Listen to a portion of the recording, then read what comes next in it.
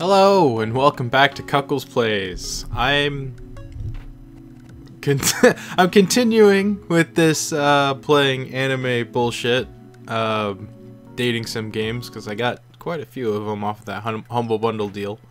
I'm currently getting 4 frames in a menu, so that's fun. This is World End Economica. With most of these games going forward, I have no idea what the fuck I'm expecting. The first 2 games I've already played have been wildly different in how they play and what you do. The second one being more akin to what I usually see other people playing when in terms of dating games, but I don't even know if half of these are dating games. I know one of them's not particularly a dating game that I've got coming up. And I don't know what this one is. This is World End Economica. I'm gonna play it in English, see what goes on. I've also, since the last recording, which was Roommates, which was right before this one, I have taken a sleep and, you know, hopefully rested my throat. And I've got my tea right here, so, alright. In the past, people really believed that there was a doorway to an alternate world on the dark side of the moon. This dark side could not be seen from Earth and was only a few decades ago, that images were successfully taken of it. As Earth had been visited, mapped, and divested? Okay. I don't know what that's supposed to mean. Of all its mysteries... Divulged of all its mysteries? I don't know. And secrets, it was made painfully clear that there were no rabbits on the moon. No traces of aliens, and certainly no pieces of portals to an alternate world. This was perhaps why the journey to the dark side of the moon through the vastness of space was so fascinating for me when my parents took me there as a kid. Mankind had never set foot upon any of the glittering stars that were arrayed before me. When I realized that, I felt a desire to leave my footprints where no one had gone before. It wasn't until after I learned more about this world that it dawned on me what a foolhardy dream that was. Regardless, it was something that shook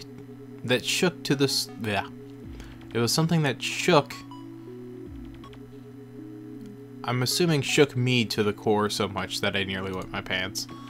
Afterwards, everything for me became a stepping stone in my mind, towards my dream of setting foot where no one had gone before.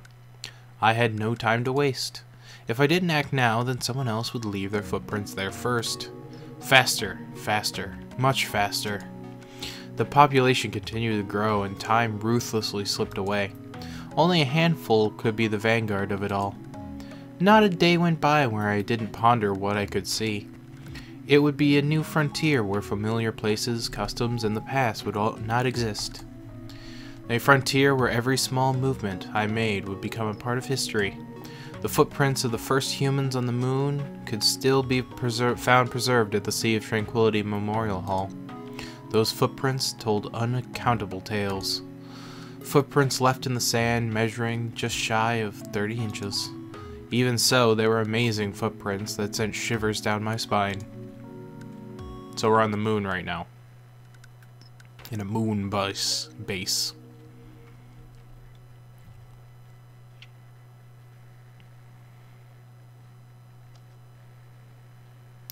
With a click, my mobile PC turned on. I awoke to the whirring of a hard drive. Since I had fallen asleep curled up in my chair clutching my PC, it was difficult to get my body to move. My body felt so stiff, I wasn't sure that a careless motion would break anything. Even so, I rather enjoyed the sensation of slowly stretching out my limbs from this cramped position after waking up. It made me feel alive, and truly let me know that I was awake. I willed my arms to move, then my legs. Although hardly efficient, this was how I chose to do things. It was what happened when I woke up early in the morning. It was a satisfying action, and no one ever had a chance to savor before I never had a chance to savor before I left home. On top of the table, I left my rather crude diode lamp on, and a coarse layer of fat had formed on the surface of the leftover coffee in my dirty cup. Beside my cup was a half-eaten chocolate bar, which I reached for and crammed into my mouth. I swallowed the unpleasantly sweet chunk as the PC finished booting up. At the moment, my brain went to work as I verified that I had my wallet, memory cards, and a bag on me, that none of it had been stolen while I was asleep. It appeared that I had survived the previous night, only then I did breathe a sigh of relief. However, in order for me to survive today, I would have to make some money. It had been 3 months and 12 days since I left home. Telling myself that it wasn't just some well-to-do kid pretending to be a ruffian, I flipped open the organic display. What the hell? I was staying in a cheap net cafe. It was a good-for-nothing establishment that leased Wi-Fi from another shop, and its customers were equally questionable quality. Hey kid, a fine morning, isn't it? As I left the booth, I go to wash my face, an unkempt clerk greeting me as he played a game at the counter. I figured he wasn't so much being friendly to me as he was making sure I knew he was watching me. The only entrance and exit were next to the counter, and off to the side on the wall were the words, "Everyone pays, no freeloaders."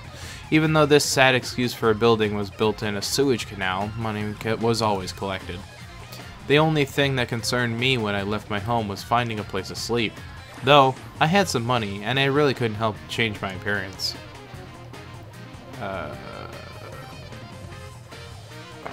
Is this me?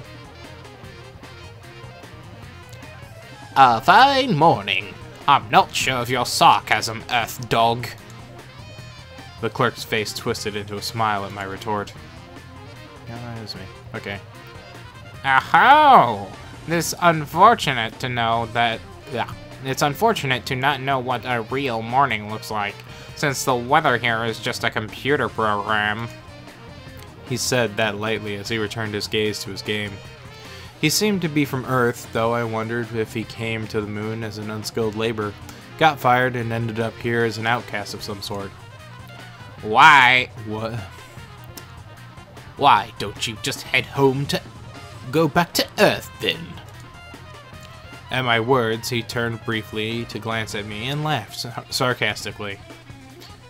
Things are a bit better here than down there, anyhow. That's how he responded. Moon scum. Without responding, I went to the washroom. My name's Yoshiharu Kawara. I was born and raised in this lunar city, so I was genuine moon scum. I returned to my booth, entered my password, and booted up the tool application on my computer. A welcome screen, whose only good point was its friendliness, was followed by the merciless and desolate landscape, much akin to the surface of the moon. Countless lines of words flickered on the screen. I imagined it's the kind of effect you'd get when you took a picture of an undeveloped part of the moon's surface with a low-res camera. The screen showed a session of the Lunar Stock Exchange. This was the kind of place for moon scum like me to make a living. I'll get rich, and without needing a break of sweat. I don't have his voice yet. I'll get rich without needing to break a sweat. I don't have enough time to earn an honest living. I took a deep breath and I went about my business. Oh, okay. Now I finally see who the fuck he is. Okay. Downward revision for the first fiscal quarter of CK Bio, possibly an integration into Emerald Industries over suspicions of collusion regarding inflation to the board of directors at the Lunar Central Bank. With one eye to the stream of news, I focus on managing 220 stocks, picking up those with the large price fluctuations. For instance, if I had the stock move 10% on the previous day and another move 1%, then there's probably a high chance that the stock would... am I gonna have to do stock exchange shit in this game? Oh god. I would trade it on notion alone. Putting into consideration the mood of the market based on the news, I would buy stocks with large fluctuations. Within the turbulent up and down movement of the price, I could extract some profit, which was what I occupied. myself with between 9 a.m. and 5 p.m. lunar time. Between those hours, the only things that went into my mouth were food. Were food that I could eat one-handed and drinks. To be honest, I'd be so engrossed in trading that breaks were uncommon. Even if I had the free time to take a break, I'd rather use it to look at my screen and grasp price fluctuation to do some trades. After all, a difference of a few minutes could be making the call or buy sell that could easily mean the difference between gaining or losing 1 or 2%. My war chest was 72,000 mools. Okay. 1% of that came out to 700 mools. A store clerk here would make up 7 mools per hour at best. This was a place where public schools teachers' monthly starting salary was 1,200 mools, so I could make it a few blah blah blah blah blah. Of course, over the course of the day's trading, some people win and others would lose, but I was on the winning streak of all streaks, and before I knew it, my seed money of 1,000 mools had ballooned 72 times. That. Okay. The one and only time I did honest hard labor in my life was to build that seed money. Since then, I'd just been building my assets through these trades. While the gains were a little less than what they used to be, the greater your assets grew, the faster they grew, so they did worry me. It'd be what they'd call a snowball effect. I've never seen the snow before, but I've seen videos of it on Earth, and thus I was familiar with it. I had decided that I was going to make even more money and then live on the center of this lunar city. That's the place where tons of ridiculously smart people were gathered. It's said that 70% of this world's wealth was held by the people there. I'd live it up there, and then the back of my head was high on these kinds of delusions as I performed trade after trade like a man possessed. That's why it took me a little while to notice. I finally did after I got smacked on the head. Yo, kid! I turned around to see the clerk from before standing in front of the booth's open door. What you want, money? Since when did this become a prepay? Or what? Was it something else? Was making money not allowed here? What do you want? I'm busy. As I glared at him, the overly skinny, bleary-eyed clerk let out a tired sigh. Okay, I didn't click there. That's your reply? I came here to tell you that the police are on their way to gather up street urchins and... Before the clerk finished his sentence, my PC had been closed and thrown into my bag. Hey, wait!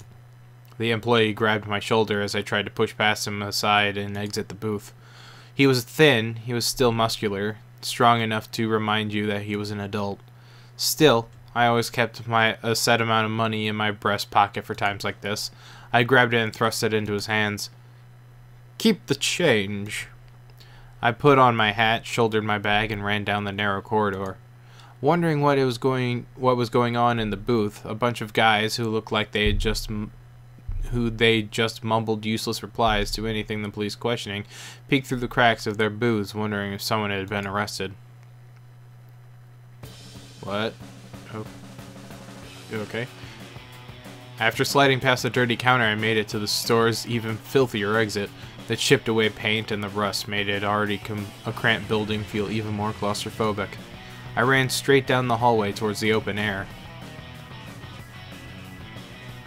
Oh my god, it's seizure-inducing.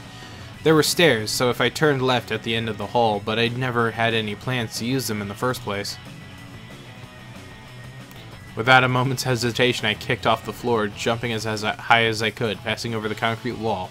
My body flew out over the street.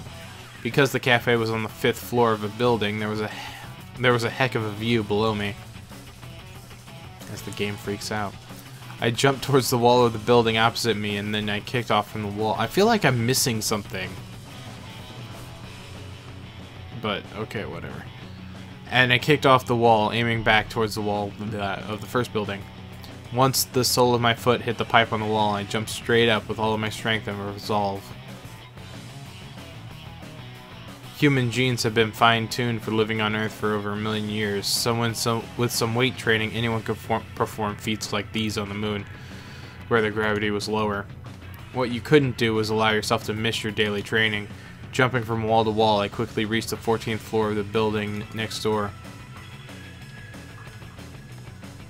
I guess my heart rate did go up a bit. I glanced down to see a pair of blue uniformed policemen looking bored as they tapped their batons on their shoulders and climbed the stairs. It seemed as the clerk wasn't playing a prank on me when he gave me that tip. I had already paid my thanks to him when I handed him that money, though. By now, he should probably already have the change from it to kick. He should use the change from it to kick back with a store-bought beer.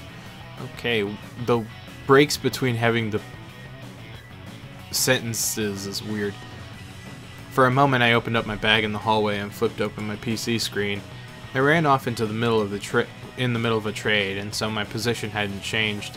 I should be able to get at least a weak wireless connection out here. If I were lucky, prices would have risen and I'd be home free, but usually at times like this, figures. After hanging my head in disappointment, I closed out my losing positions and called it a day. That was weird. I feel like there should have been stuff happening there than random white blurs. Anyway. Nothing good came from wandering around downtown in the middle of the day. After jumping from one building to the next, I decided to walk down the deserted hallway towards my favorite Chinese restaurant. It was a time of day when most people my age would be at school, so walking around carelessly could get you chased down by the cops before you knew it. Until you turned 18, the legal age here, it was mandatory that you belonged to some sort of educational institution. Some people would say it was a good thing, while others grumbled about something about the government-funded programs. I fell into neither camp. My way of dealing with systems I did not like was to quietly escape them, not loudly criticize them. On that note, this area, with all of its complicated passages and extreme elevation changes, it's not odd to see the 7th floor of one building be next to the basement of another, was convenient for people like me. Not to mention the overgrown vegetation here that acted as good cover. These plants weren't organically included in the city's plans, but had leaked out of one of the many lunar laboratories where they were messing with their genes. Supposedly, genes had a ton of factors that expressed themselves differently depending on the environment, so a lot of plants and animals started acting strangely as soon as they were brought to the moon. There were even people saying that life forms on Earth could have originated from outer space and brought to Earth via the moon. Some of these plants grew so well on the moon's inorganic matter that you might wonder if they had been around here for 1,000,000 years. Of course, it wasn't as if these plants were free from the laws of physics. Nitrogen and other nutrients for them were often brought over from Earth. I don't think that's laws of physics that determines that. It's more biology. But, okay. So I hadn't heard about any worries that the surface of the moon would be taken over by greenery. This applied to more than just plants. As for the humans here, it didn't matter how many ultra-elite think tanks came to energize the lunar economy and its industries. Life here was just wasn't sustainable without sending a lot of things over from Earth. According to the government statements, even if the orbital elevator were to stop moving today, there was currently enough biomass here to create an enclosed, recycling basic environment. In other words, we'd be able to eat food, crap it out, and then use that crap to grow more food to eat, and so on. They'd be able to make a ton of electricity with solar panels while collecting direct sunlight to use as a super hot source of heat. So maybe they're right. I mean, people even say that the Earth was more in danger environmentally since they're all still relying on oil and nuclear power. I didn't know who was right. Whatever the case, I had dreams, and if it meant making my dreams come true, I don't care if it was on Earth or the moon. After all, my dream was to stand in the forefront of humanity. It'd be the place where you could only look forward and live by advancing onward. Who cared about what happened to the world behind you? And if I couldn't make this dream come true, then there'd be no reason for me to live. That's why, to put it logically, I never worried about a single bit about the moon's environment whatsoever. What I was worried about was how much money I made and how fast I reached my goals. While I was thinking about these things, I passed through this thickly vegetated tunnel towards the high ground. It was a clear day, as it always was. On the other side of a translucent membrane, the visible half of the mist-covered earth looked small. The sky over the lunar city was wrapped in a see-through dome, and right beyond it was outer space. Gravity was weak on the moon, so you couldn't naturally keep large amounts of gases stored up in the surface. Also, while apparently each 24-hour day on Earth had a morning, afternoon, night, which was followed by the next day and another morning, the moons alternated between 2-week days and 2-week nights. However, the human body cycle was set differently, thanks to tens of thousands of years living on Earth. Because most of the people living on the moon were immigrants from Earth, its dome was adjusted to give off light in an Earth-like way. It even had sprinklers attached to it so it would rain. However, I'd only seen things like downpours and thunderstorms in videos. When it rained here, it was always just a drizzle. Strong winds never blew here. The only winds felt were the slow, coiling movement of the atmosphere due to the centrifugal and Coriolis forces, as well as gentle breezes of the air inside the dome being mechanically circulated. I strayed from the street onto the grass-covered cliff and jumped upward with a grunt. I kicked off a tree branch and rotated my body to land on the top of a tunnel. This was a box seat where you could look down on the greater part of the city. I grabbed some beef jerky out of my bag and bit into it. According to the guys who came from Earth, this wasn't at all close to the real thing, but it's the only beef jerky I knew. There were a number of citizens on the moon. The ones I lived with in the very first city to be... The one I lived in was the very first city to be created, and I could get a clear view of the whole thing from here. The spot in front of me where the pointed skyscrapers sprung upward, one after the other, was called Newton City. It wasn't like the entry here was regulated. However, it had the feel of a special zone where only certain people could enter. Since it was full of giant corporate buildings, even public places like shopping malls, parks were overrun with police and city regulations. Most wealth here was created in Newton City, and you could find famous tycoons with assets worth over 10 billion mools all over the place. If you had that much wealth, you undoubtedly be able to be on the forefront when humanity took its next step. Money could make just about any desire you might have in this world come true. In this world, money ruled all. Like a photograph of the moment, a drop of hot liquid hit a pool of water. A group of skyscrapers stood in the dead center of Newton City, while the buildings around that area were suddenly much shorter. That area was where the middle-class people who worked in Newton City lived, and was called the Green City, or the White Belt. It was a place full of people who loved words like high society and refinement, the kinds of people who claimed not to care about the grace and harmony, but were really full of nothing but pride and obsessions with upward mobility. Whenever I went there, I felt sick seeing the sterilized rows of small, nicely manicured lawns and white-walled buildings. There wasn't a single piece of garbage in the streets, and the only plants around were domesticated trees on the roadside. After that, the buildings in the area found Green City got taller again, but it was a complete jumble. There were power lines dangled messily onto the streets, and vulgar neon signs lit the area, painting the whole place with a feel of squalor. The area was called Outer Sections, and while technically they'd all been numbered from 1 to 8, there was no real point. If you considered Newton City the center of everything, the north was full of factories, and you could find Silicon Dale. Oh my god, this guy keeps talking and talking and talking and talking and talking and talking and talking and talk. I shifted my eyes to the left and I saw an area haunted by those who couldn't keep it up in a struggle, blah blah blah. Here when the blah blah blah blah blah blah blah. He just keeps talking about the city, relating it to things.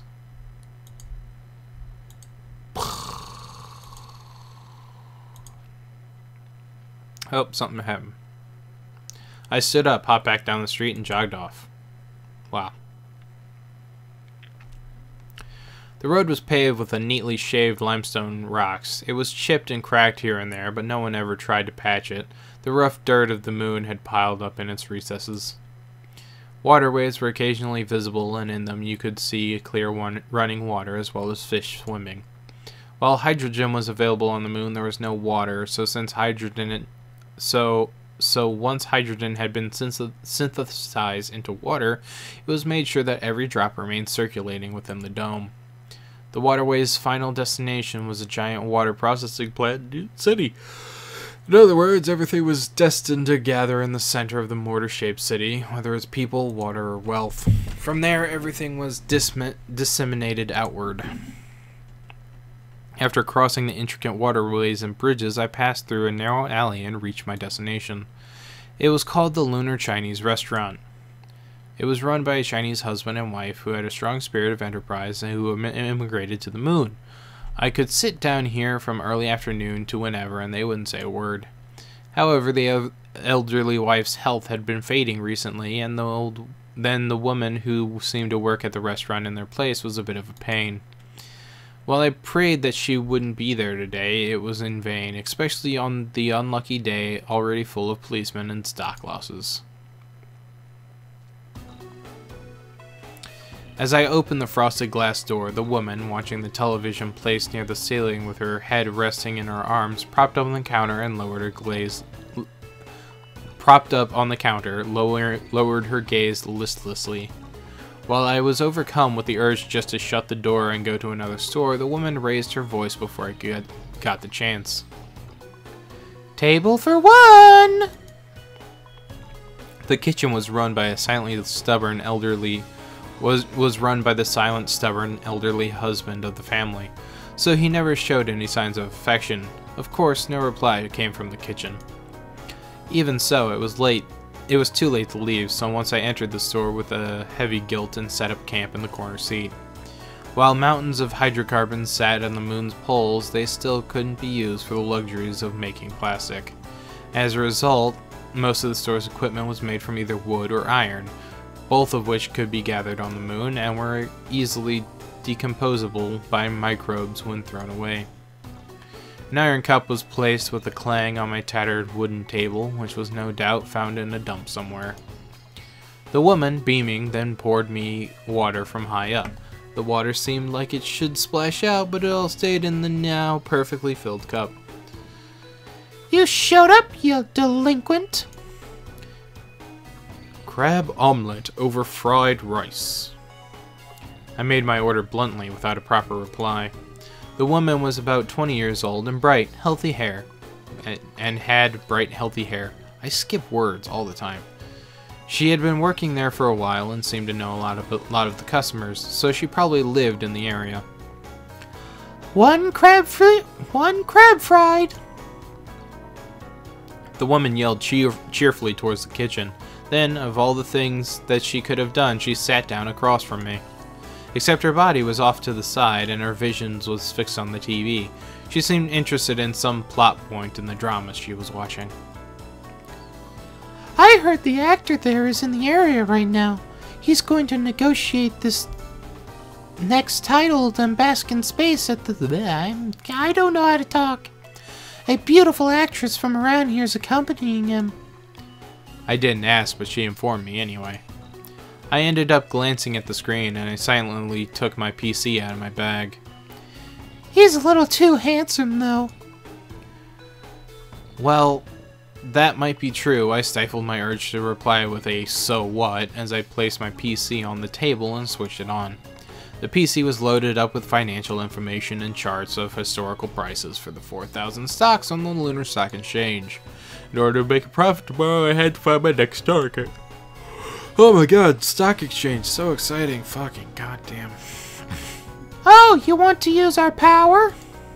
I raised my glance after being asked this question, and I found my eyes meeting the woman's. She had beautiful almond-shaped eyes that were even brighter in color than her hair. She must have led an easy life, I thought to myself.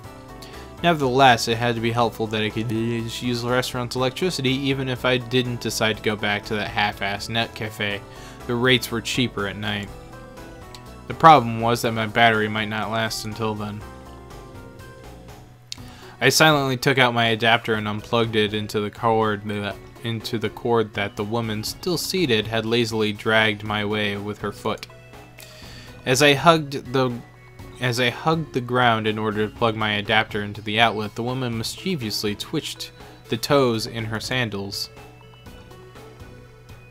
"Perv!" That was what she said to me once I raised my head, but she wasn't even wearing a skirt. Naturally, I ignored it and booted up my PC. After that, the woman stopped messing with me. The only sounds in the restaurant were the filtered voices from the television and the swinging pots in the kitchen. It was a quiet area without much foot traffic, and it felt like time passed slowly here. The thing that made me go far out of my way to come here, other than the fact that they wouldn't report me to the cops, was the tranquility. "What did you eat yesterday?" Well, it was pretty tranquil until the woman suddenly asked me a question. What did what?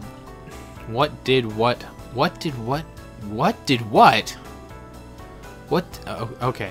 Sorry. There should be a comma there. What did what I had to eat yesterday have anything to do with you? I ignored her as I stared at my screen, but she wouldn't stop looking at me. Her face visible from the corner of my eye, I couldn't make it look like she was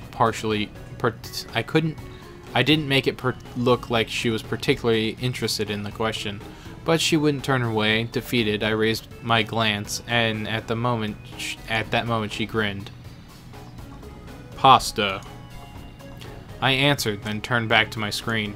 I updated my data while I was in the cafe, so I searched for any corporate news that might affect the market in the next few days. "From where?"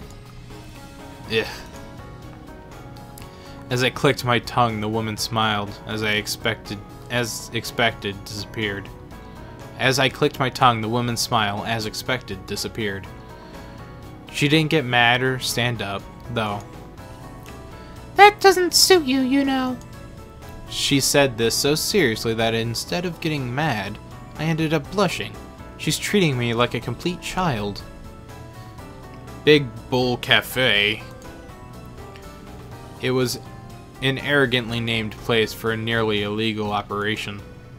You see, bulls were symbols of strong markets. For that reason, there are bronze bulls placed in front of the biggest financial districts in the world, like America's Wall Street or Hong Kong Stock Exchange. So for me, this place was good luck.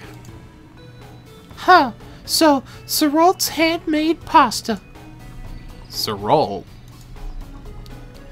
"Wasn't there a real skinny guy there? That guy who owns that place?" Owns the...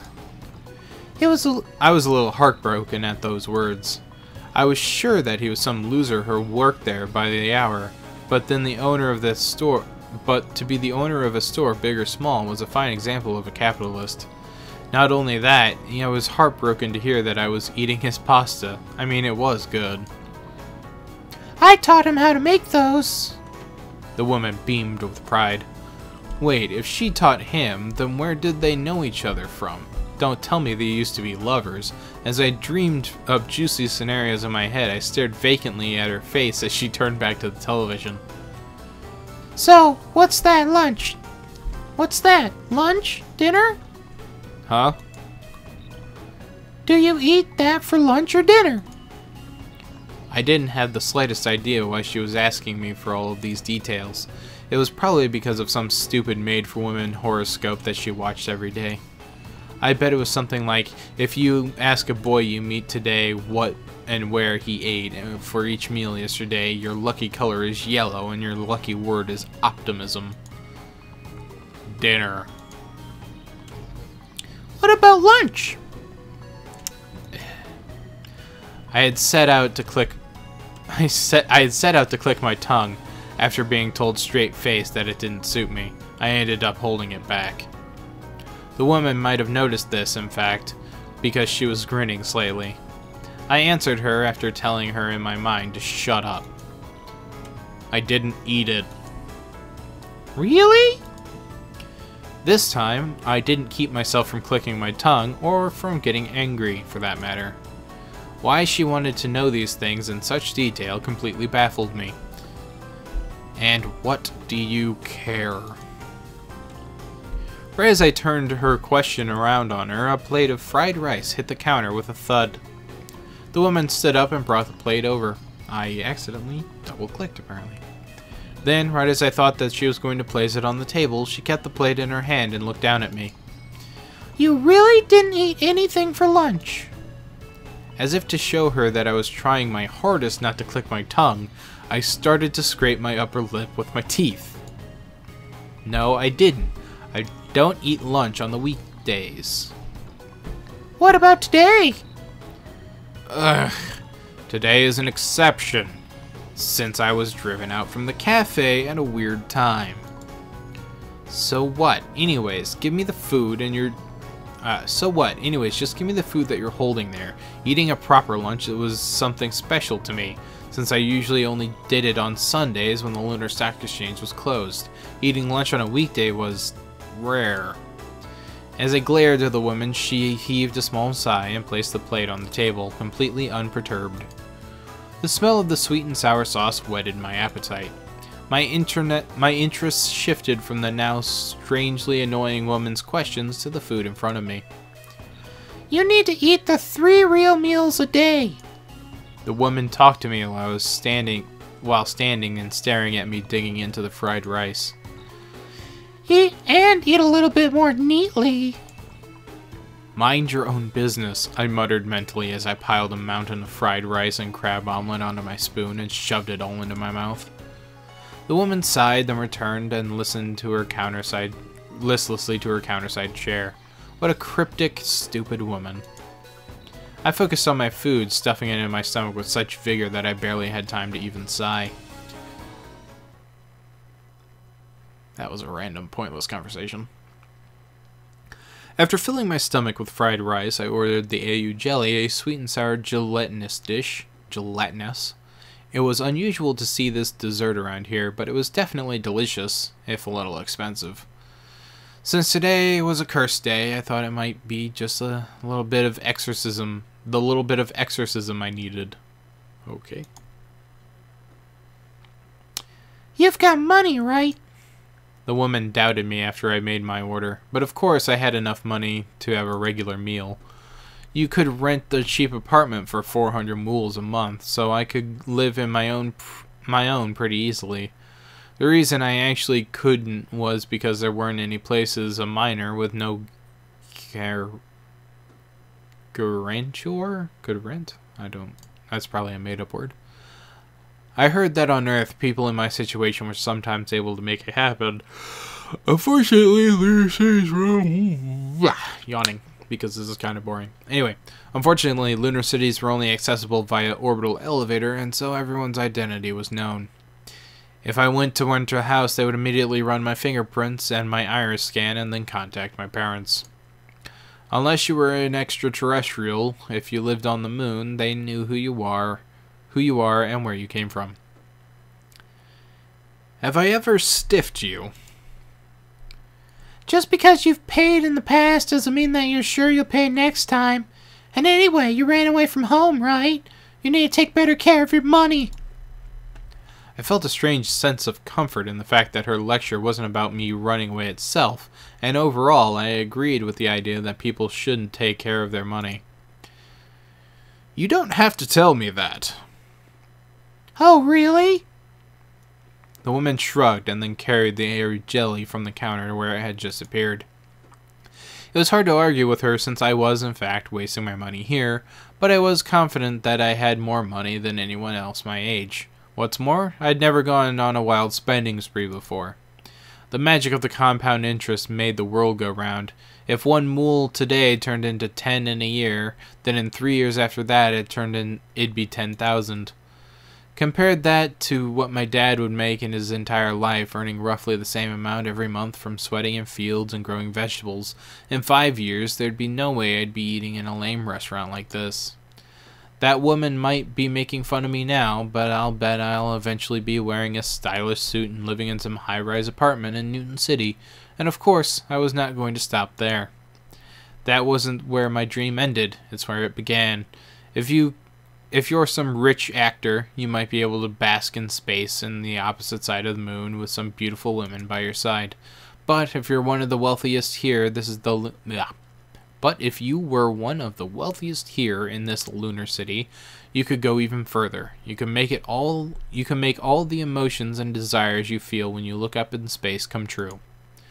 I ate the sweet and sour clump of AU jelly, and as I looked at my screen to choose the tree that would grow me money, I was immersed in a familiar daydream. This place was the forefront of humanity, a golden city of wealth and prosperity. I would run through the city's gates. I'd outwit the geniuses and prodigies from Earth to take my place there at last. I silently got myself worked up during this quiet early afternoon in the Chinese restaurant. I moved my touch mouse back and forth, and just as I brought up the display for the prominent, even on the moon, investment bank E.J. Rochberg, customers enter the store. I thought it was strange that customers would come in at this hour, and I raised my head. At that moment, a feeling ran throughout my body, like an ice cube had just been stuck up my asshole. Welcome! 2, please. Yes, sir. Table for 2. The woman said this in an unusual carefree voice, but the words barely entered my ear. I lowered my cap even further over my eyes and hunched over, trying to hide in the reflection of my PC display.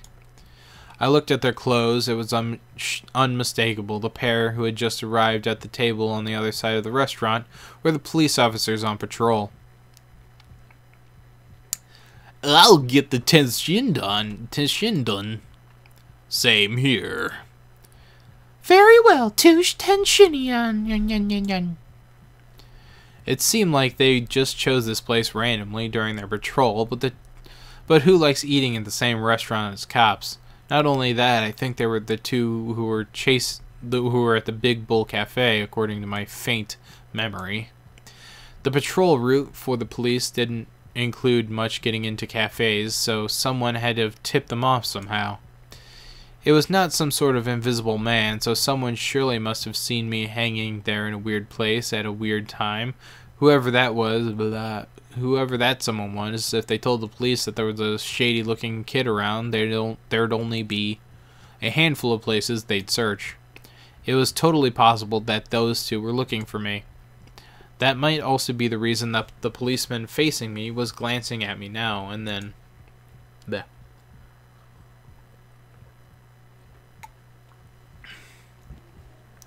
But to think that he'd take off and lead us on this wild goose chase. The policeman, with his back to me, suddenly spoke up. The cop, looking at me, waited a moment before replying to his partner. Well, it's just some big shots looking at maps all day, who decided how wide our area of jurisdiction was to be, and there wasn't any public survey system in that area either. But I think it's that if he were hiding somewhere, it would have been in that net joint. The storekeeper there was pretty sketchy looking guy too. Maybe we should grab him and rough him up a little. Don't judge by appearances. He ended up having a pretty impressive history, didn't he? Yeah, I guess. Man, I should have studied harder at the academy. I never thought I'd be assigned to the boonies like this. Location has nothing to do with it. You just need to carry out your duties. You're right about that. So they really were looking for someone.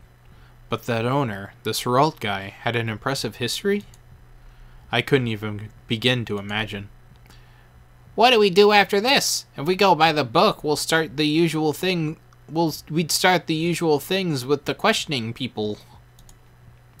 His coworker, facing me, took a sip of water and went quiet, as if in thought.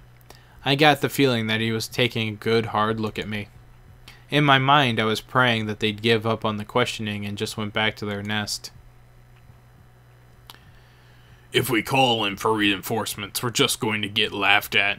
Looks like we got no choice. Anyway, our duty is to keep public order. Cracks in public safety begin in the smallest of places, even if it is just one boy. We can't wait to just let him get away. My heart felt like it might jump right out of my mouth. Now there was no mistake. They were tipped off by someone and were out looking for me. Lunar cities were nuts about keeping public order. Even in the Red Valley, where suspicious guys wandered the streets, there was not even the faintest trace of any real danger. It was not just a I know what the word is, but I'm fucking up saying it. Degenerate, pleasure-seeking town. Everyone knew how risky committing an act of physical violence was in a place this small. After all, if you were deported by the Residential Management Court, there'd be no question that you'd never be able to come back. The only people exempt from that form of punishment were people who were born on the moon. Even then, if you committed second-degree murder or worse, it was not so certain.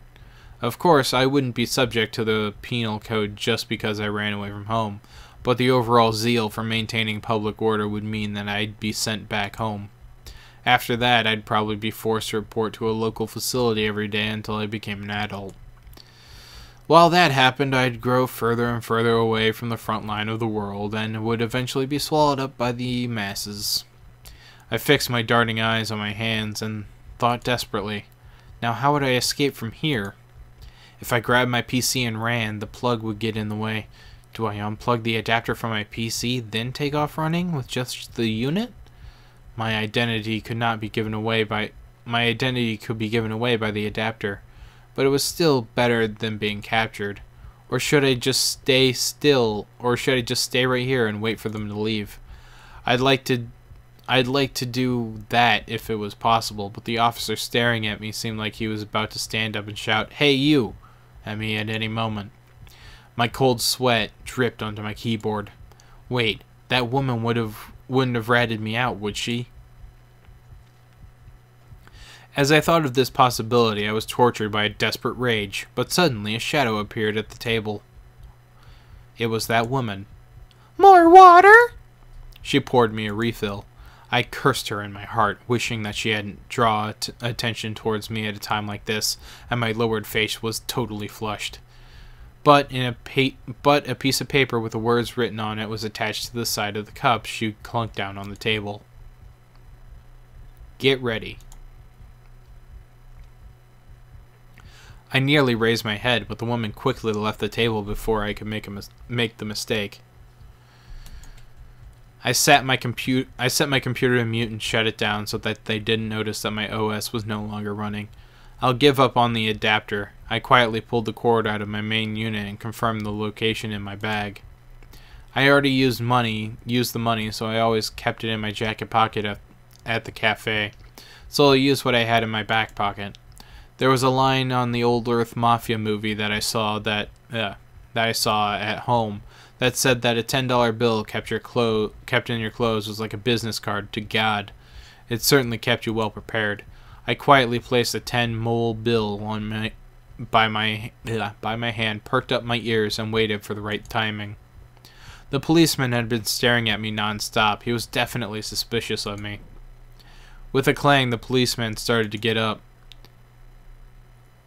Tension up!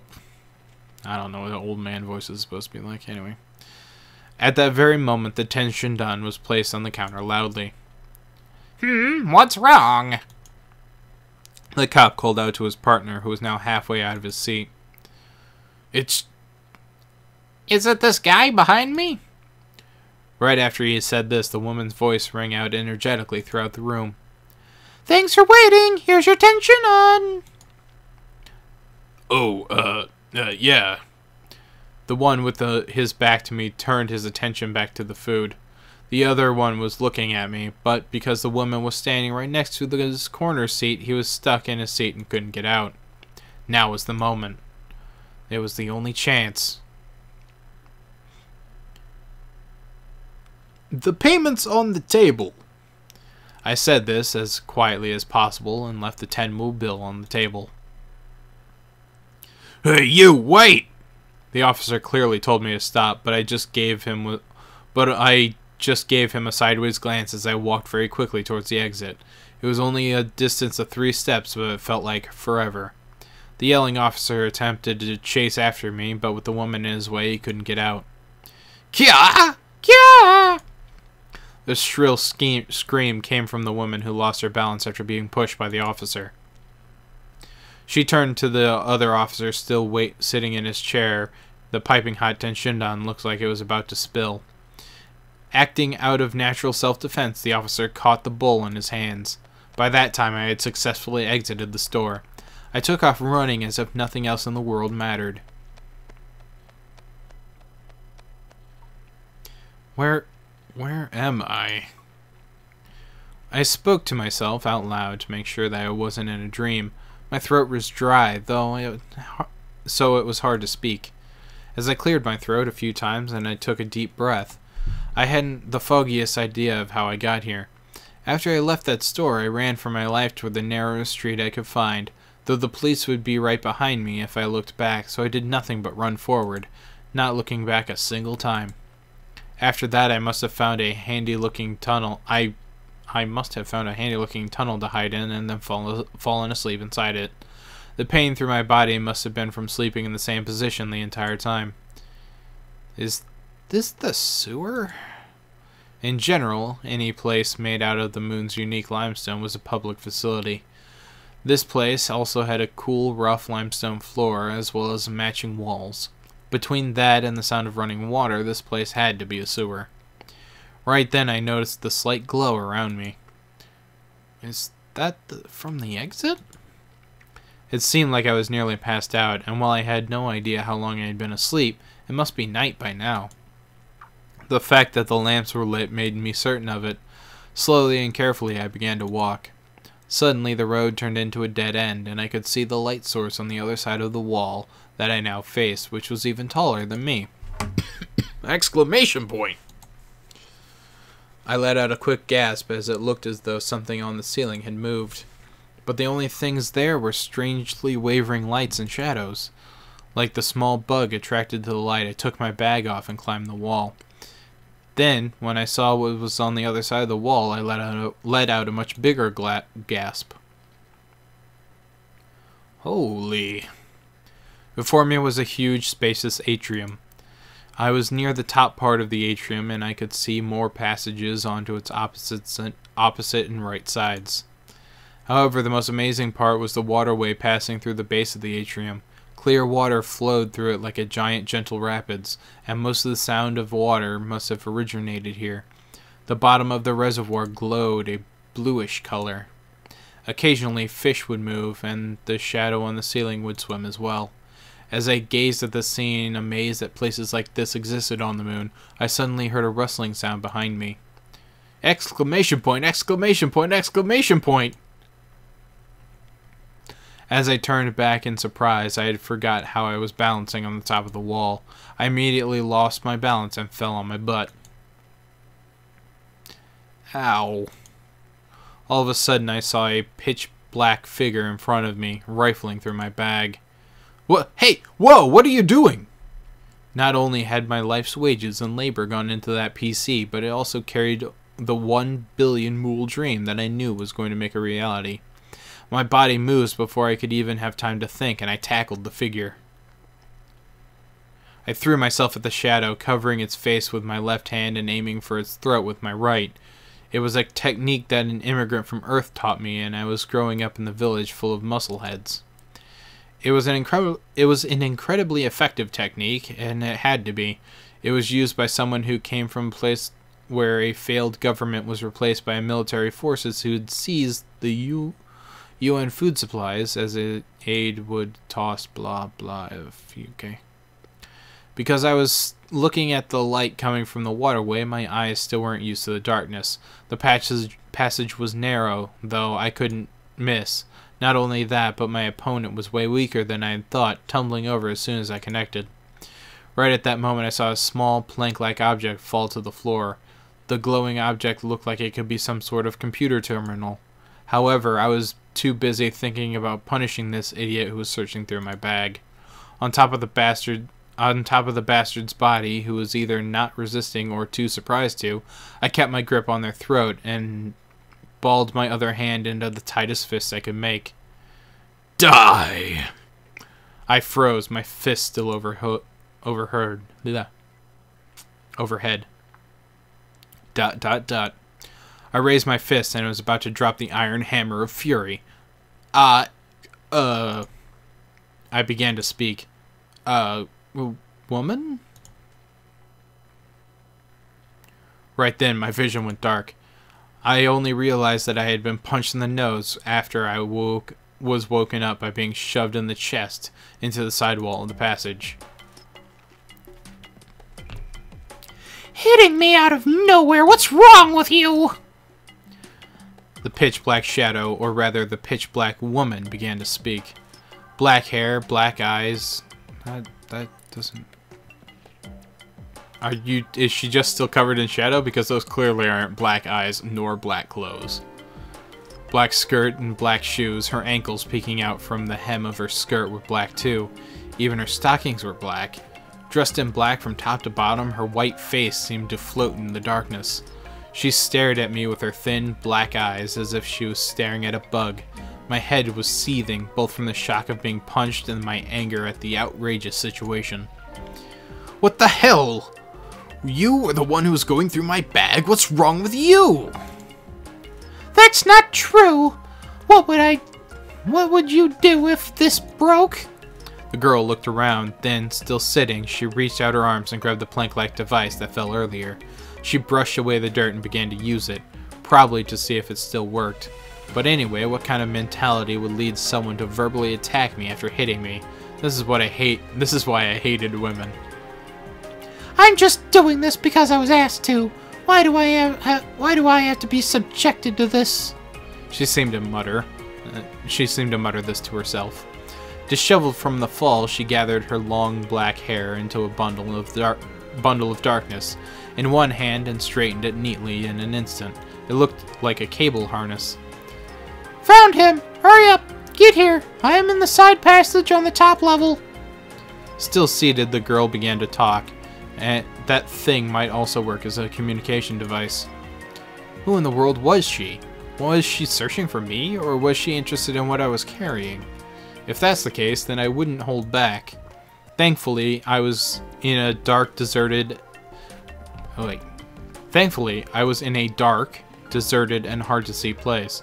I might have lost the fight just now, but if I went at her with all my strength, I knew I could win. Maybe I should take some... What? Okay, you just took that to a dark place. With that in mind, her arrogant attitude and expression might come in handy. Right as I went to move my back off the wall, I heard a voice. I hear you. Wait a minute. The floors get complicated around here. As soon as I heard the voice, I felt the dark urge in my chest disappear. I heard that voice before. Oh, okay. Hurry up, Lisa. The girl spoke curtly into the terminal. Damn, this is getting confusing with everyone being question marks. I feel like I'm losing brain cells just being around this guy. I was dumbfounded for a moment and then glared at the girl. Hooah! The girl glanced at me and then quickly turned away. She acted as if she had heard some stray dog barking outside of her window. She was clearly acting in the intolerable way that only women can, making it seem as though no insult or abuse hurled her way could possibly affect her. While I was the type to get really angry when something I'd say is ignored, I was not even enough of an adult to suppress my irritation. I kept glaring at her, not caring how lame I might be looking. Still, glaring at her, I pulled my bag towards me and made sure that nothing had been taken out. Nothing seemed wrong. Only there seemed to be something like a piece of dried macaroni at the bottom of my bag. It was partially metallic, and a small green rice-sized light was flickering on and off. Around that time I figured out it was a homing device, much like the ones you see on a pet dog. I heard footsteps from the other side of the passage. The woman who appeared shortly after was unmistakably the one from the Chinese restaurant. While she was irritating, she also saved me. Okay.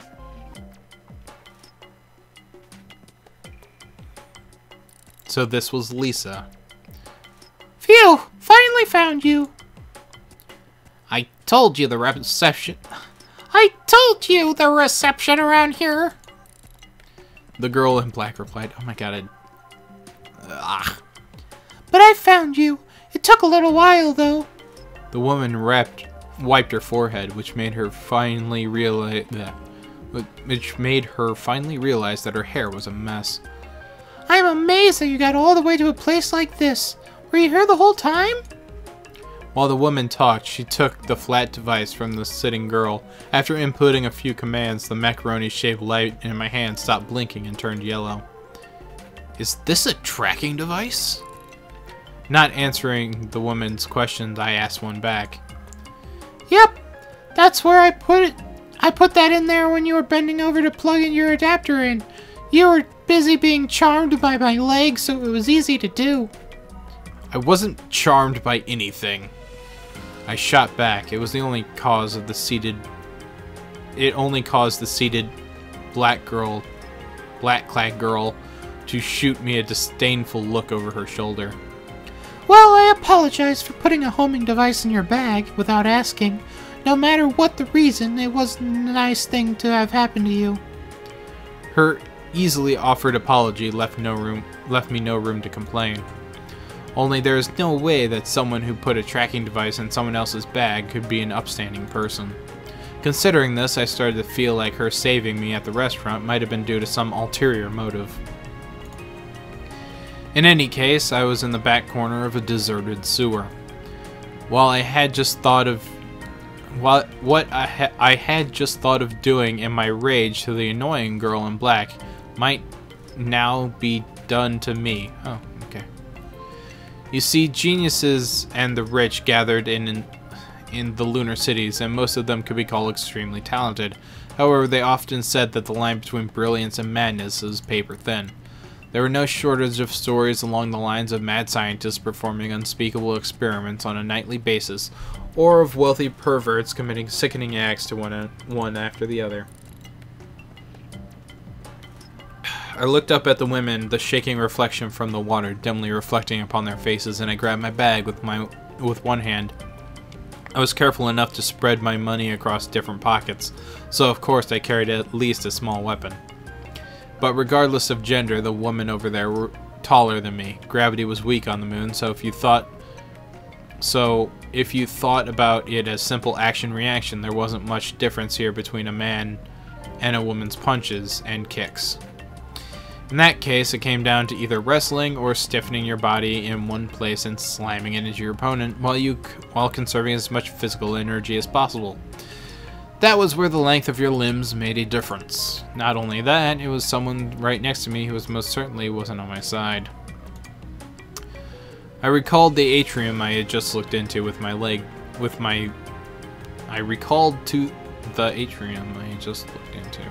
strength. Could I jump over the wall and make my way over to the other side? Or, if I made sure to land in the water, wouldn't I be okay? While my mind was whirring through the possibilities, I gulped and said the following. Why are you doing this? Was your saving me a trap? I wasn't sure if I should say that much, but before I could make the decision, the woman spoke first. The woman smiled as if she was stumped and bent her head to the side. Then she continued. "For fun?" My back stiffened with a shudder. I had the feeling that I was going to be killed. You've got to be kidding me. I still had dreams. I had just barely gotten to the starting line. I stood up and suddenly all of my strength... I stood up and suddenly put all of my strength into my thigh muscles. She spoke right as my body began to fly up. "But, I mean, you wouldn't want to get falsely arrested, right?" Unable to drain all the strength of my thighs, my body floated as I hopped lightly backwards. With a slow, gentle trajectory, my back trapped against the wall. Wait, wrongly arrested? That's right! Those two officers were chasing after a boy, age 15 to 17, height around 160 centimeters, slender, black hair, black eyes, Asian features, wearing a black backpack. But isn't that him? The girl in black replied to this description. That's what I thought too, but after talking to them some more, I realized it was someone else. I was slightly confused. When did I get asked that? That woman had known for a long time that I was a runaway. I'd thought going in and out of that restaurant... I'd been going in and out of that restaurant for a while, and I had met her a number of times. Running away from home was as a minor was technically against the law. While it was not something you'd be punished for, it was assumed that public order would have deteriorated by the jobless, penniless minors wandering the streets, so they cracked down on. That's why the woman's words didn't make any sense to me.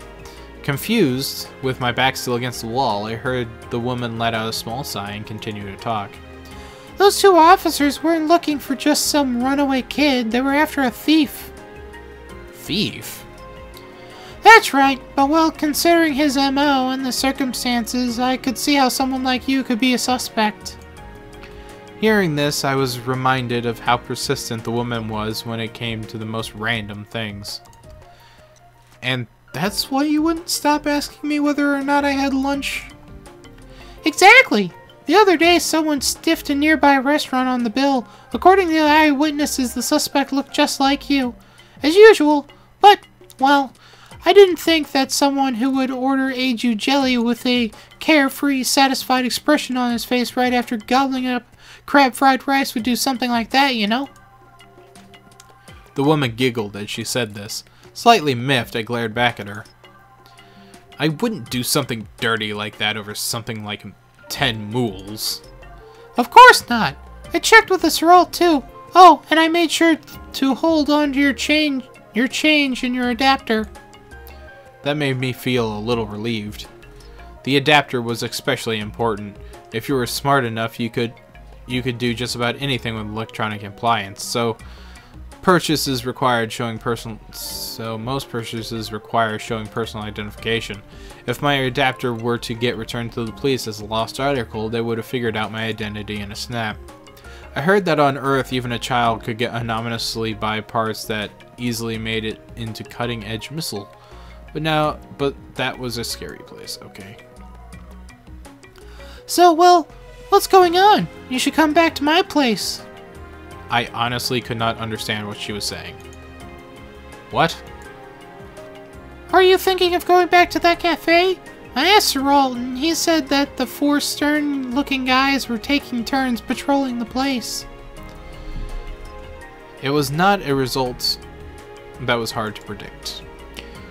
Only if that's the case, then I'd be back and sleeping in the hard ground for some time, for some of the deserted area. To be honest, doing that took a big toll on my body. Not being able to get a calm night's sleep was the worst part about this police patrol. As far as getting to sleep, the Big Bull Cafe had a roof and running water. So if you said that you wanted to pay a premium fee, oh my god. I understand why you might be suspicious, but I just told you, right? It's like a hobby for me. The woman told me this as I remained doubtful. Bringing runaways like me into your home was your hobby? She's either a pervert with some bizarre hobbies, or could it be my charm? I think I basically know what you're thinking, but... The woman then laughed in amazement. Unfortunately for you, boys younger than me aren't my thing, unless they're holding giant blood-soaked scissors. What? Well, then what? What are you after? Is it money? As soon as I said these words, the smile disappeared from the woman's eyes.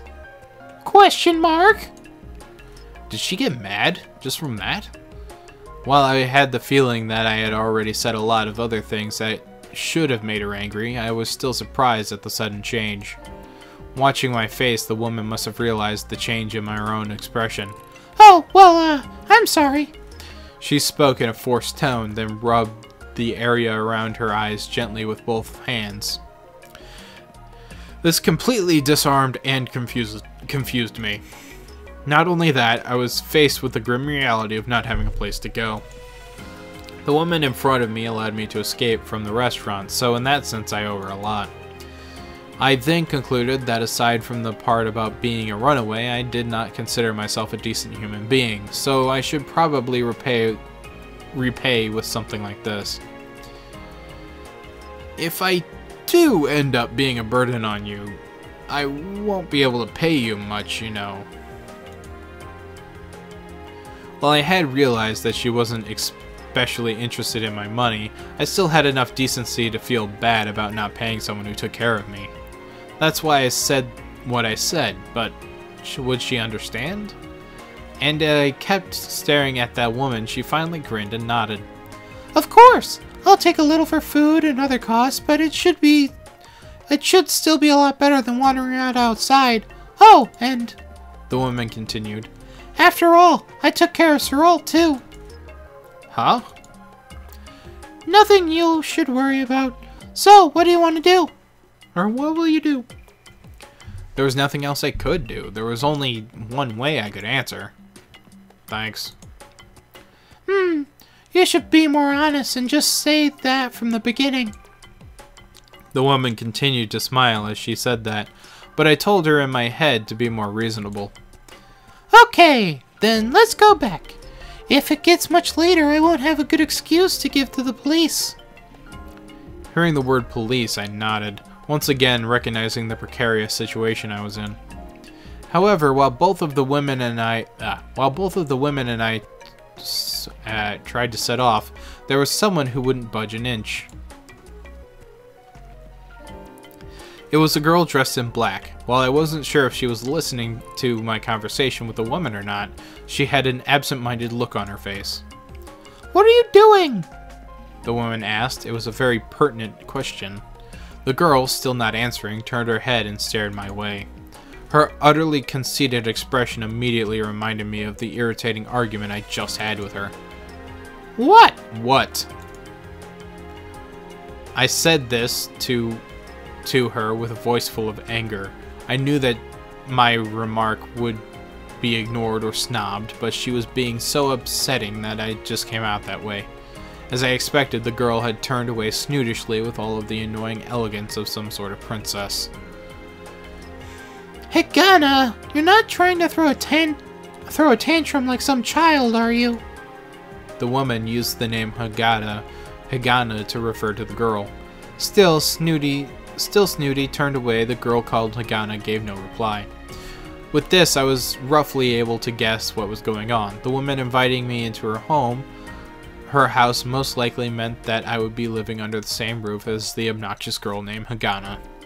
Naturally, I was upset that I had been openly rejected by her, but taking a step back, I suppose I can understand how Hagana felt. This put me into a bit of a loss. Should I get angry or should I respond like an adult? Only this wasn't the time or place to dawdle, and I was about to say that I didn't mind even sleeping in the garden. She spoke first. I can't stand up. What? Hagana looked at the woman and replied to her and continued. I can't put my strength into my hips. It's because he tackled me. Hagana looked at me as she said this. The woman looked at me. You tackled her? Really? I vaguely recall something like this happening in kindergarten or elementary school. Teacher so-and-so tackled someone or another. But I was not the one to use violence without reason.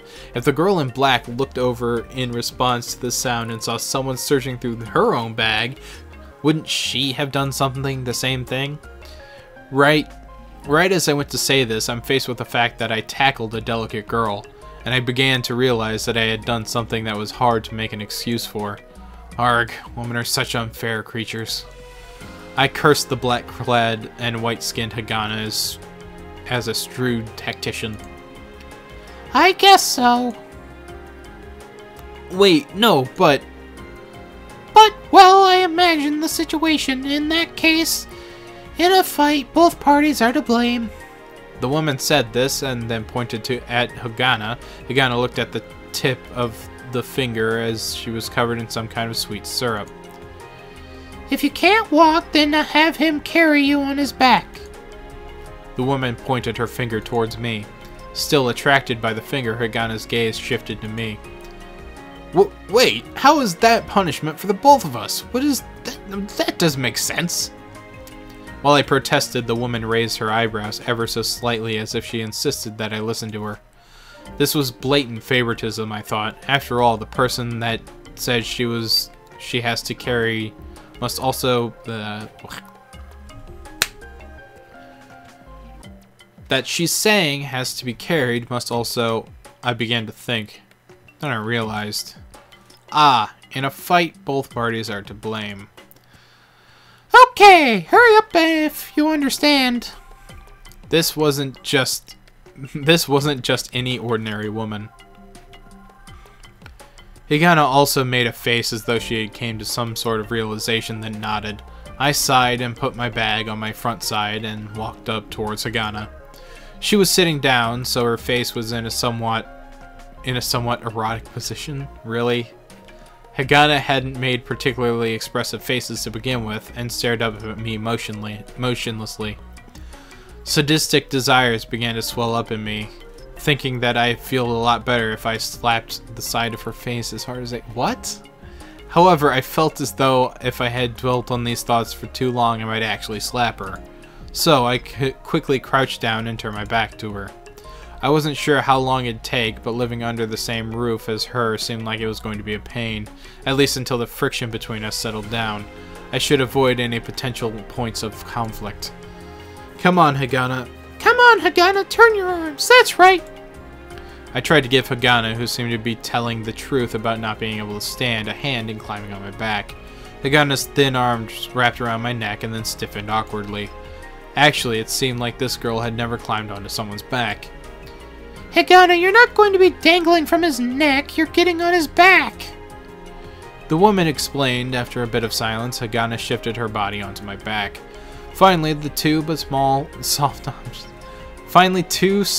soft objects touched my back. As I was responsible for carrying her, I wrapped my hands around the bottom of Hagana's thighs. I was filled with a strange thought. So this is what legs and stockings felt like. Shit. That's not bad. My god, this character is terrible. Absolutely terrible. Okay, stand. Okay, stand. Whatever. Another part of me nearly rose as well, but with a quick start, I pushed my strength into my two legs. Okay. Innuendo. I hadn't been skipping my resistance training, so I could pretty easily carry up to around 5 times my weight. One slender girl was practically nothing to me. Oh, you're stronger than I thought. The praise didn't feel too bad. All right, then let's go. The woman began to walk, and I tried to follow behind her, but Hagana stopped me. Wait. The woman turned back, and we both looked at Hagana's face. Hers was right next to mine. Suddenly, I smelled something sweet and fruit-like for a moment. What is it? The woman replied. Hagana raised her head a little while still on my back and replied quietly. He really stinks. The woman looked blankly at Hagana, then me. A strange, cheerful smile began to appear on her face. In a fight, both parties are to blame. I'm going to make her bow down to me one day. Wow! At that moment, I added another item to my list of ambitions. Wow. This guy's terrible. It seemed as though the place I tumbled into... Like, okay, seriously, I want to stop for a moment. He's terrible. He's fucking terrible. He only gives a shit about money. And he just wants to make money to be rich so he can be a fucking bigwig and leave everyone behind. He doesn't give a shit about the environment. And the first act... Well, not the first thing, like, immediate thought.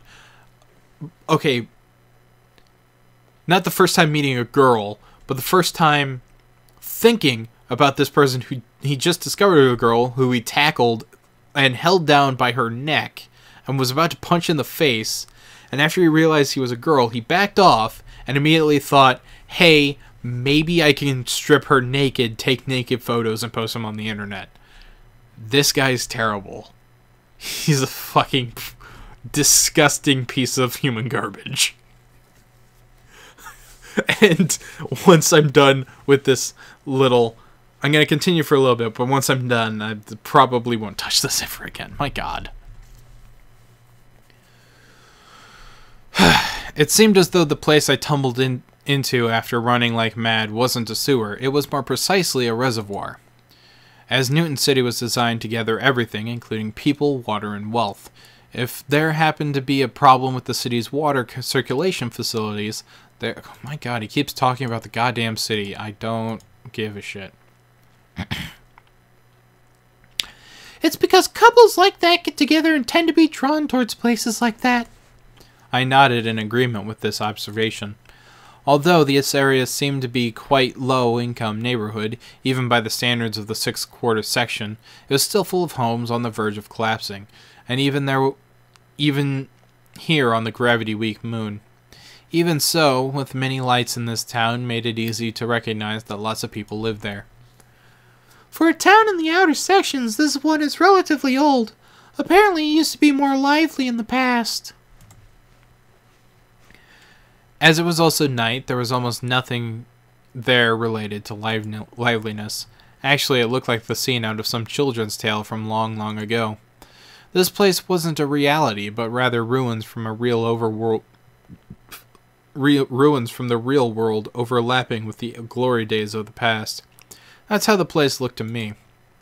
But every once in a while, someone would go out of the eaves of their home under the imitation stars projected on the dome and amuse themselves by drinking alcohol or by playing a game of chess or Go. It may have been a poor area, but it seemed incredibly safe. They say it was an old town, which must have meant that its residents had stopped developing the area. Newton City had developed at the rate that threatened to surpass even some of the most advanced nations on Earth.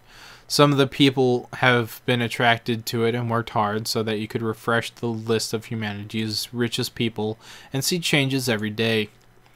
To put it another way, the people who decided not to compete became cooperatively poorer by the day. Getting poorer under capitalism meant that you're being forced that much further back into the big race. Not only that, I didn't want to become one of those masses. But if I failed, then I'd end up like these people.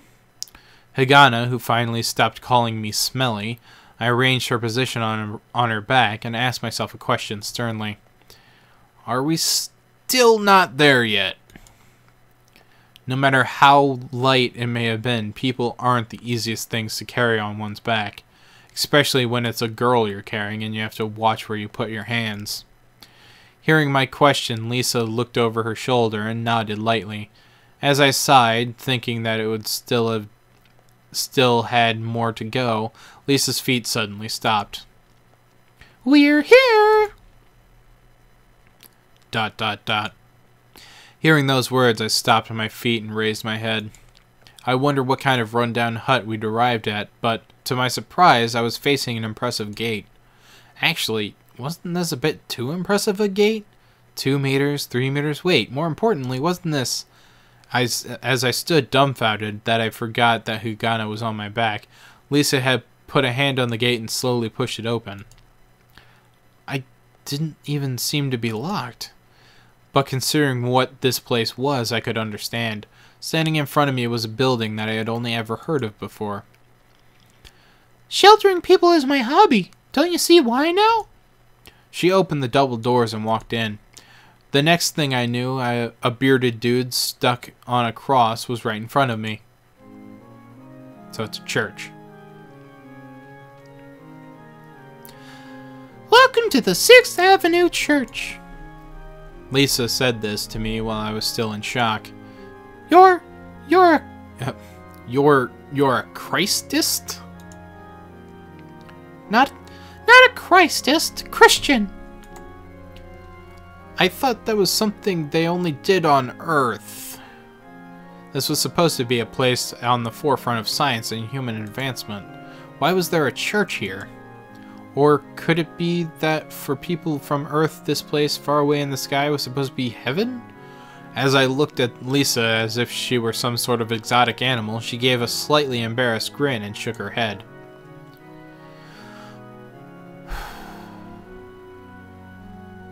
Okay, it skipped there. Well, I suppose you would say that, but don't worry, I'm not going to do anything, convert you or anything. Was that her talking? Huh? After a long silence, all I could manage was a puff of laughter through my nose. According to my faith, all I'm doing is letting those sheep rest for a short time. It's the same thing for that girl on your back. I had already forgotten I was carrying Hagane. Hey, we're here, so I'm going to let you down. Hurry up and let me down. Hurry up and let me down. There we go. That's what I was going for. I felt a flash of anger, but since I was holding on to both of her legs, I figured in the end it was a very natural thing to say. Though I was overwhelmed by the temptation to just let her go, I bent my knees slowly and let her down, 1 foot at a time. You can stand? ... Hagane Hagane was silent, but she seemed to be amazed that she was standing. What a strange woman. So, what were you saying? Oh, that she's a runaway too? Right! Same idea with Geralt. This place is a crossroads, and so according to the teachings we have a bucket for washing feet and a cup for cold water ready to give. Feet? Water? I made a face as if to say, what is this woman even talking about? Lisa saw it, and instead of getting angry, she breathed a disappointed sigh. Do you happen to be born and bred on the moon? Yes, but so what? After I asked this back at her, Lisa shook her head, disappointed. Was she making fun of me? Was that what this was? As I glared at her, Lisa looked towards the statue of the dude stuck on the cross, placed her hands together and bowed her head. Oh Lord, you have brought me a great trial. And then as she said this, she made a strange gesture with her right hand in front of her body. As I wondered what she was doing, Lisa faced me and began to speak. For now, why don't you take a bath? I'm not trying to be Hagane, but you are a little dirty. Being told this to my face was actually a bit embarrassing. I'm sorry. As I said this, trying to hide my embarrassment, Hagane, who had been watching the situation quietly, picked up where Lisa left off. In fact, you smell terrible. After that, I began to be especially conscious about my own body. That day, I realized that I was at a far more emotional and innocent age than I had thought.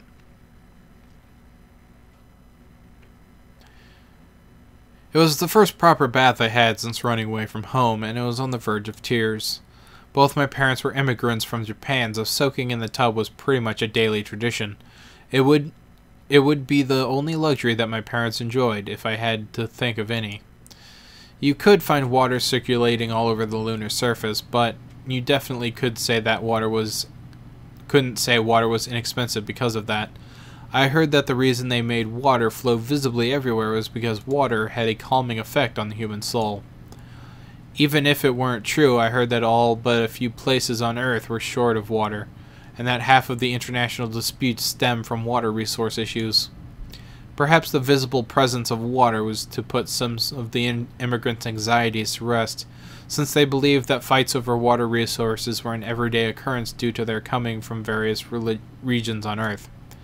However, what I was currently soaking in was apparently water siphoned off before final processing, and thus was quite cheap. At the bottom of the tub, I could see pieces of aquatic plants used for water purification, like I'd see in the waterways.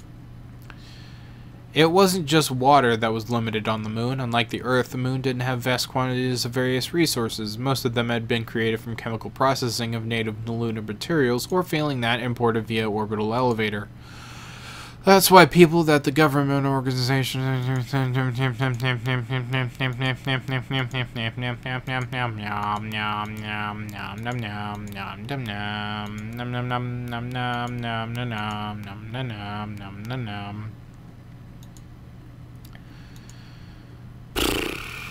blah. He's just talking about the city and the infrastructure. I guess it's world building, but god damn it. I get it, you're on a space city in the moon. All freshened up? When I came out of the changing room, Lisa was lying back on the sofa. There was a cup of water she poured for me on the table. In the changing room connected straight to the living room. In it was an old and worn sofa set that she must have picked it up from a dump somewhere, along with a coffee table and a carpet whose corners must have been mended countless times. There was no TV, but there was a computer. Also on the coffee table was a multifunction terminal that Lisa had just been using. What had surprised me was the thick book next to it. It was a rare event to see real books on the moon, where space and resources were limited. I had thought until relatively recently that books were simply an application interface format, and didn't realize that things that resembled what was drawn on the screen actually existed. People who come from Earth made fun of people who grew up on the moon for things like that. However, from my point of view, people on Earth were the ones who had something messed up in their head, since they still stuffed these ridiculously bulky books into places like libraries. Is it rare to see a real book? I came to when Lisa asked me that question. Once more, she had the multifunction terminal in her hand, most likely reading a book again. Well, even if I had snapped back saying, I don't know what I don't know, her treating me like some naive idiot would piss me off. And thus I mumbled my reply while putting on her poker face, but Lisa didn't make fun of me. Well, they certainly take up space, and they also get dirty easily, so you'd have to take good care of them. Furthermore, you could really search for them, so the digital version is 100 times better. I instantly realized that she was doing this out of consideration for me. It was as if she were some kindergarten teacher who had a good idea of what would cause immigrants from Earth and Moon-bred kids to get into. A fight. And that is... I pointed at the thick, worn book on the table, where some gold-colored alphabet-looking characters on the black cover, but I couldn't quite parse them. But can you really not read Bible? Seriously? Anyway. This to me was the most important book in the world, and thus I brought it here with me from Earth. Even though I parted with Julie, who had been with me since the day I was born. Oh, she was my pet dog, by the way. Even if I parted with Julie, I could not bear to leave that book back on Earth. Lisa laid the mobile terminal aside and carefully stroked the front cover of the tattered book. Upon seeing that, I flashed back to when I was a naive kid being patted on the head by my parents' hands roughened from working outdoors. When did you come here from Earth? We got chased out of our place when I was 11. With that, my parents made the bold move to apply for lunar immigration. We didn't really have money and thus had to apply to blah blah blah blah blah. Had ridiculous odds. Well, my parents' professions were still kind of special, and since the NOAA system was still in effect, we managed to get placed into the preferential category. NOAA system? Ah, that's how people refer to the system for getting preservation of multiculturalism. Well, I guess you wouldn't know about it unless you were involved with it. Well, there's a story about Noah's Ark. Well, there was some legend, an oral tradition, or teaching, or whatever it was talked about in the world, had turned to evil and was destroyed by a huge flood. Good people and pairs of animals rode out of the flood on a boat. And then went on to create a virtuous world after the water receded, something like that. My parents were both theological scholars, so I guess they needed people of that odd profession as well. This was the first time I had heard the term theological scholar. Lisa picked up a nearby terminal and showed me the dictionary entry. They are apparently people who studied religious teachings.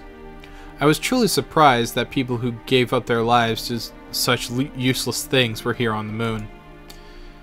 And thus this book was like my soul. To someone like me who had been raised in such a household, there were many authors depending on which chapter it was, but it was most importantly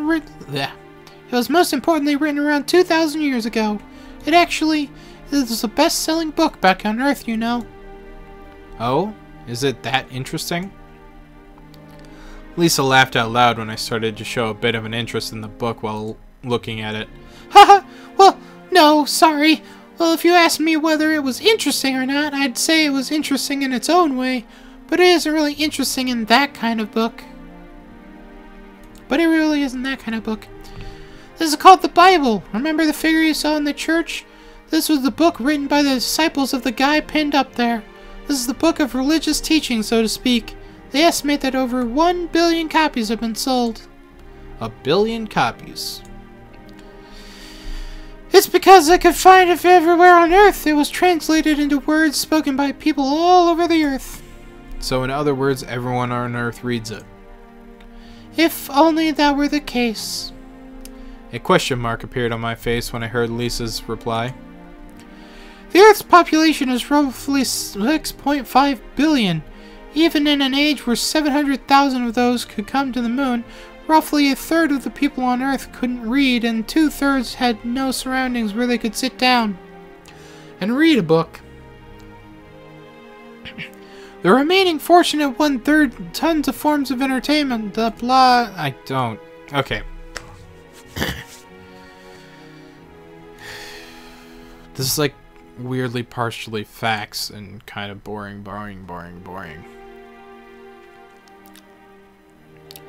Well, that's alright. I've already got a heavy load doing to have and carefully watch over this old church. Still, my knowledge passes on when people cross paths. Trivia used... Well, here comes the cough again. Used to refer to wisdom and the blah blah blah blah blah blah blah blah.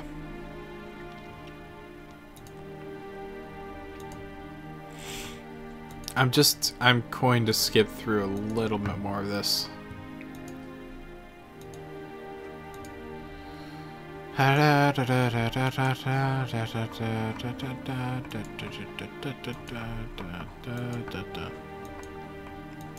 Maybe if I would actually was from the moon, like learning about shit on Earth would be interesting, but I already live on Earth and know what all of this is about.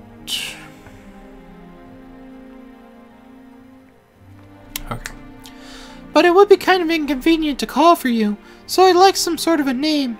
The girl you carried on your back, she's called Hagane, but that's not her real name. Huh? Well, it's not like she doesn't want to open up to me, but she's like a wild animal, and that she's very cautious about things. Hagane is originally a word from the language of the Wanderers. Well, actually, does anything come to mind when I use the term Wanderers? No idea.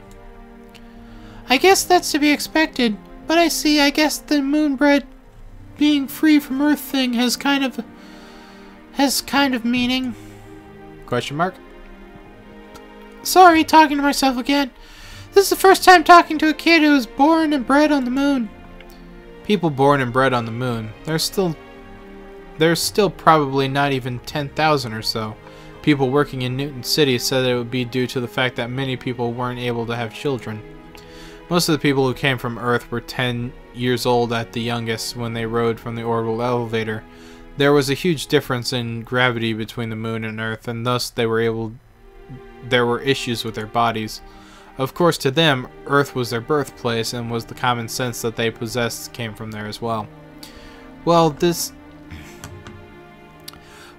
really is like trivia. The whole paths crossing and exchanging wisdom thing. Lisa smiled with satisfaction while uttering those words.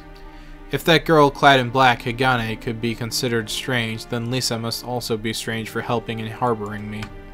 Anyhow, even in this day and age, living on the moon, she's all into religion and cherishes her real books.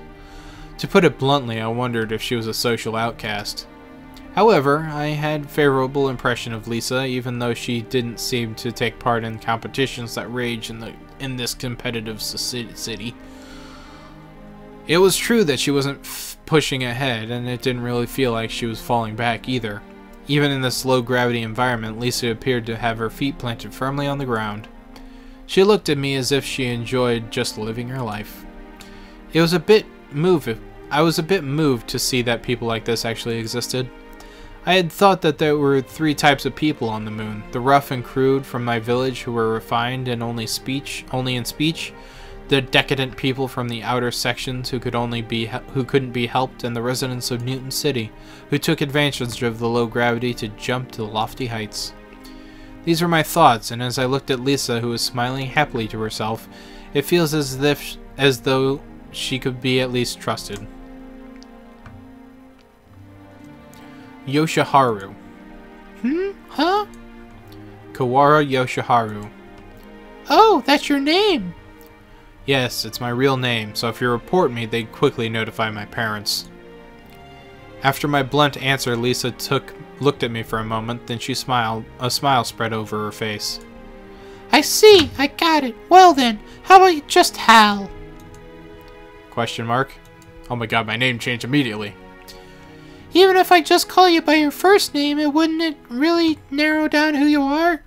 If it would be obvious, if you were just Hal, it wouldn't be an issue. Of course, there wasn't really any reward for turning someone in, but the fact that someone didn't want to do it from the get-go was also a bit creepy. This is a good thing for me, but suspicion had come around to the daily thing with 3 months of wandering around. Lisa had noticed the look of suspicion on my face and said, Heh. Well, if this were Earth, I could just say the Lord's will be done and smile, and everyone would accept it. Totally have no clue what you're talking about.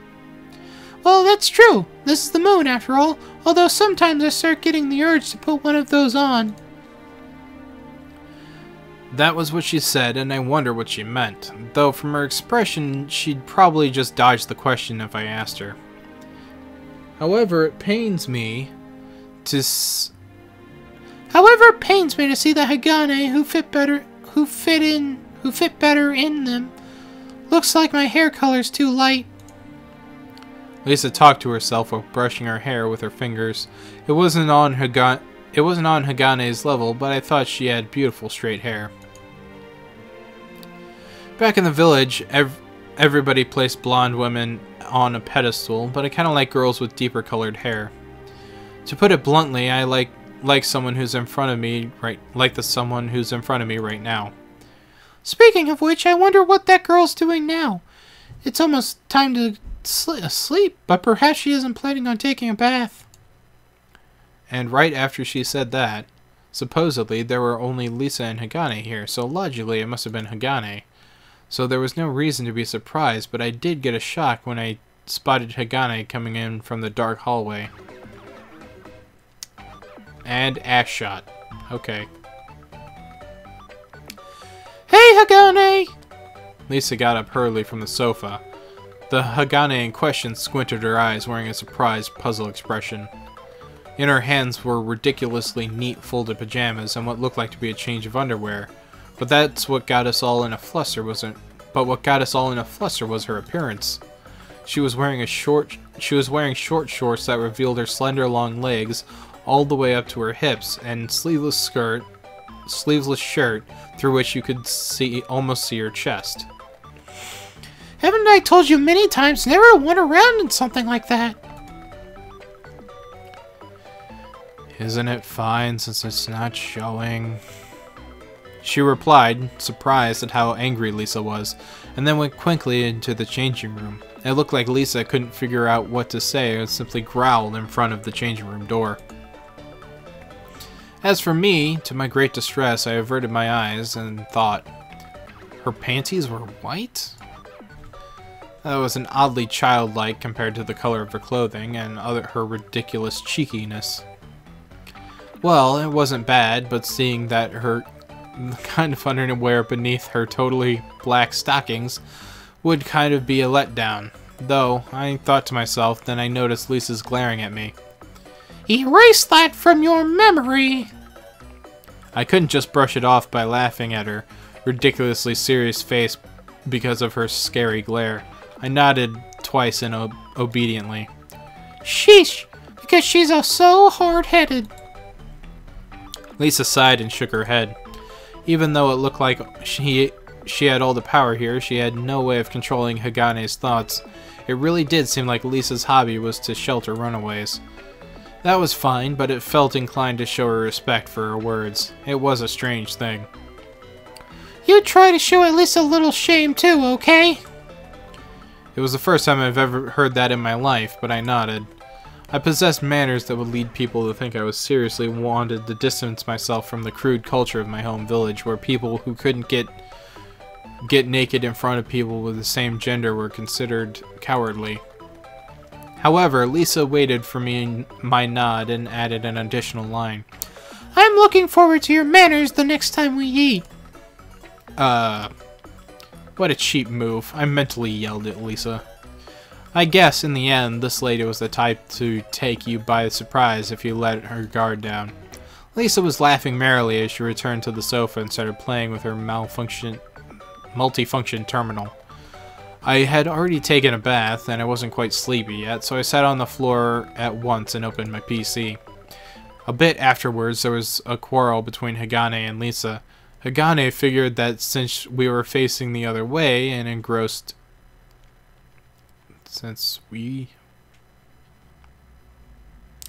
Okay. And what we were doing, she could just walk back to her room with only a towel on her shoulder. Whereas Lisa tried to push her back into the changing room. Lisa was frantic, saying that this had been a place with better manners before. But I thought perhaps it was just a warmer place before because it was just two females living together. I felt that I had come across a great place even though we had separate rooms. They were well cleaned. If helping people out like this was such a hobby, then this unhealthy interest in the church thing and this crucified man was probably also not that bad. Okay. I'm going to stop here. Generally. Because I feel I've been doing this for a while. I'm also kind of not really into this story so much. Because the guy is kind of a douchebag. But hey! We got a random panty shot for goddamn no reason. So that's the end of whatever the fuck this game was called. It's Moon City. I mean, the guy spent half of the time talking about the goddamn city. Or fucking the stock exchange? Really? I assume I know where this is going, that like there's going to be endings where he like gives up on the whole money thing and just settles down with one of the girls because he finds love or whatever, or blah blah blah blah blah. But like, he is really sexist. Like, really, he's terrible. That like, whew. And I thought Max being the douchebag rocker boy Max, who's just flirting with everyone, was bad. Now this guy is pretty bad. He's kind of the quiet, I don't give a fuck, but I'm secretly like doing horrible things to you in my mind type of guy.